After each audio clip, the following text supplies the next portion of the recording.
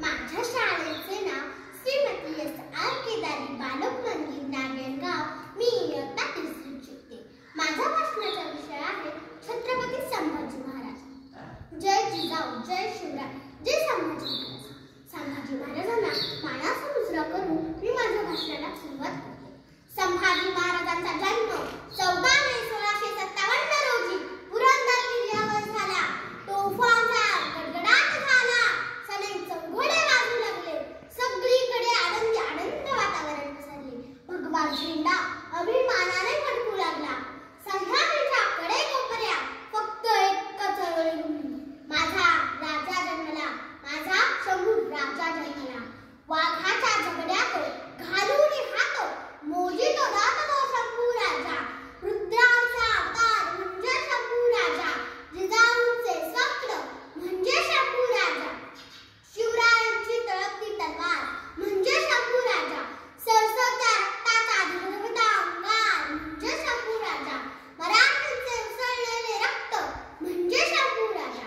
छत्रपती संभाजी महाराज हे नाव ऐकताच आपल्या अंगातले रक्त सरसरल्याशिवाय राहत नाही. अरे मृत्यूलाही मात द्यायचा होता त्याचा कावा.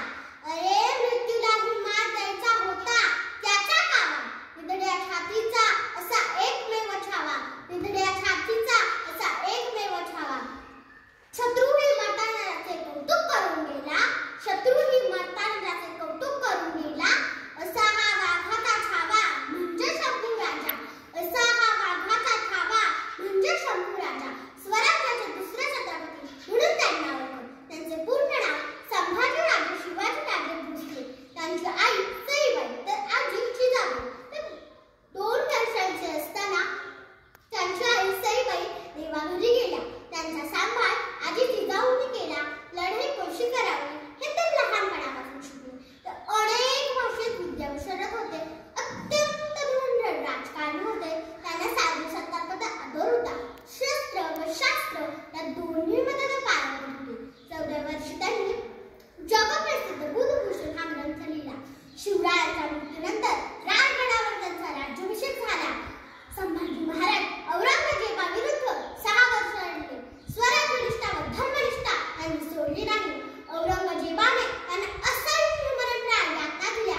संभाजी महाराजांनी त्या सहन केला, पण आत्मसमर्पण केले नाही. मराठ्यांच्या कुतरणीमुळेच मुकर व खानाने धोक्याने संभाजी महाराज व कवी कलश यांना बंदी बनवले. संभाजी महाराजांवर 7 नाट्य व 27 चित्रपट आले आहेत. प्रजेला